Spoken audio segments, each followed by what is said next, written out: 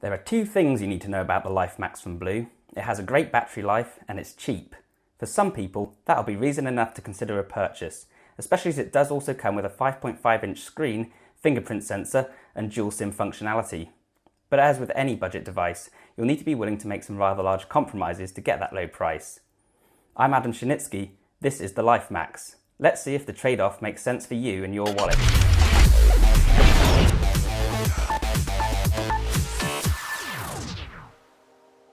The Life Max features a no-frills, budget-friendly build. It has a large 5.5-inch screen, no physical home button and blackish dark blue colour scheme.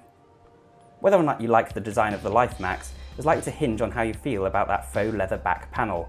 That's the most noticeable design feature here, and to be honest, it's a lot better than you're probably expecting.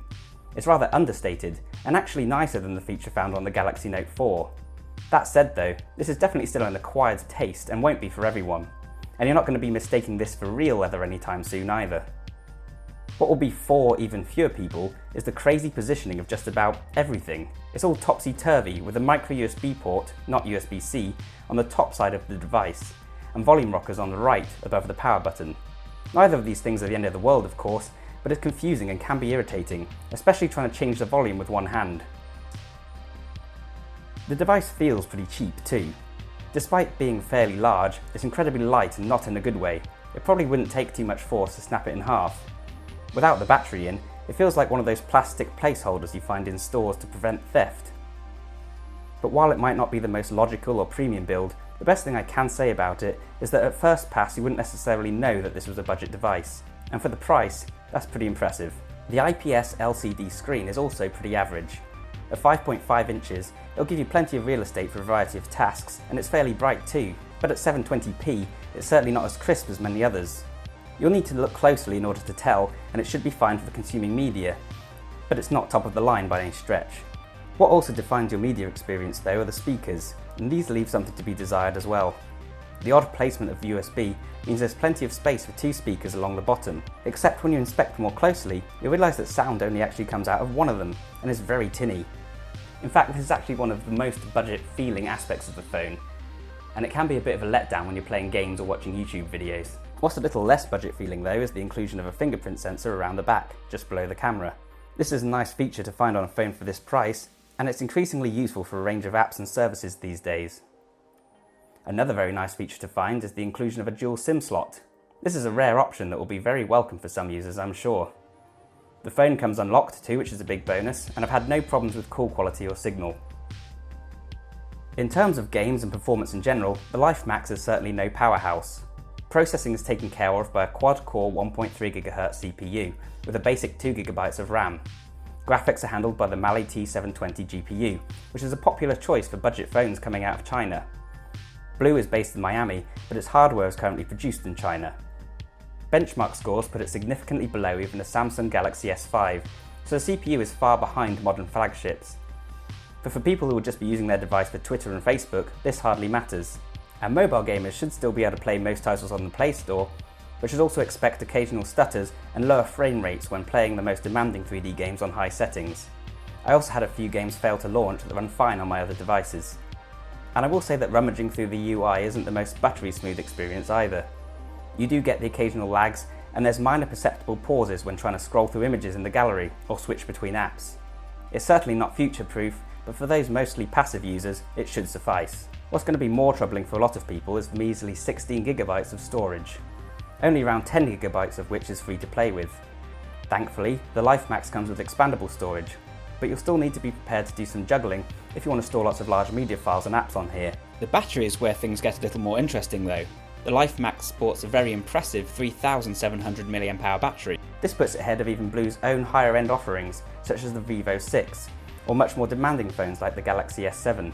When you combine this impressive battery size with the modest screen resolution, good software optimization from Google, and a lack of fancy gimmicks, you have a phone that really can last a decent amount of time before giving up the ghost. So BLU claims that the device can last up to 3 days with normal use. With my normal use it's closer to 2 days, but that's still really impressive, and it's something I wish that other manufacturers would put a lot more emphasis on as well. As a phone that's named for its longevity though, it is a shame not to see quick charging here. What is nice is the replaceable battery for the times you need a bit more juice though, or your phone has decided to freeze and refuse to turn off. The camera is often one of the first casualties of cheaper phones, and unfortunately, the Life Max doesn't do much to buck this trend. Here you get an 8 megapixel rear shooter and a 5 megapixel selfie camera. The inclusion of a front-facing flash for the selfie camera wins points, but I can't really see anyone wanting to use this for much other than Skype calls. The rear shooter, meanwhile, is a mixed bag. On the one hand, it produces photos that look washed out, it struggles in anything other than perfect lighting, and it takes a very long time to take photos thanks to a noticeable shutter lag, worse of course with HDR turned on. Photos often come out overexposed and a little lacking in detail, but that said, if you're willing to put in the effort and get creative, it can still produce some decent end results, especially once you have your Instagram filters in place.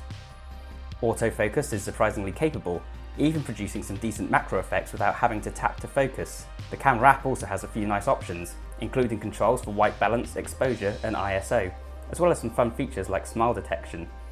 Just be prepared to work for it, and don't go on holiday thinking you won't need to take a separate camera. This isn't great, but I've seen worse. The Life Max comes with Android 6 Marshmallow installed out of the box.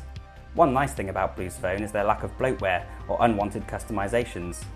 This is a very vanilla Android experience, which is great news, and it helps tremendously with the performance and lifespan. Android 6.0 is very user-friendly, and that should mean that technophobes have no problem finding their way around, which is a potential market for a device like this. As a phone that's available for an extremely pocket-friendly price, it would be unfair to compare the Life Max to flagship devices that cost hundreds of dollars. The question we should be asking is whether or not it's good value for money, and the answer to that is yes. At such a low cost, you really can't go wrong, and when you consider the massive battery, fingerprint sensor and dual SIM slot, you'll actually be getting a lot more than the bare minimum here. BLU is a dab hand when it comes to budget entry-level smartphones, and the Life Max is just further evidence of this. This is not a phone for anyone who loves smartphones though. Gamers should probably look elsewhere too, as should anyone who likes having the latest gadgets.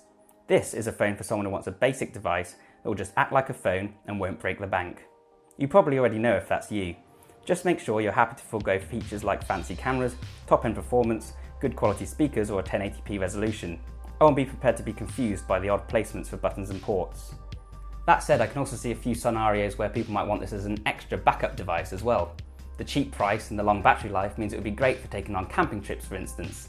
The Life Max is available in the US for $129.99, but you can find it for $109 in various places. If you're looking for a cheap phone then, this might be a good time to look into the Life Max. Thanks very much for watching guys, I hope you found this video useful and interesting. Let us know in the comments below what you think of the Life Max from BLU. Do you think it's a good bargain? Is it something you might consider picking up yourself? If you did find this useful, then please consider liking, sharing and subscribing, and of course be sure to check out AndroidAuthority.com, for we are your source for all things Android.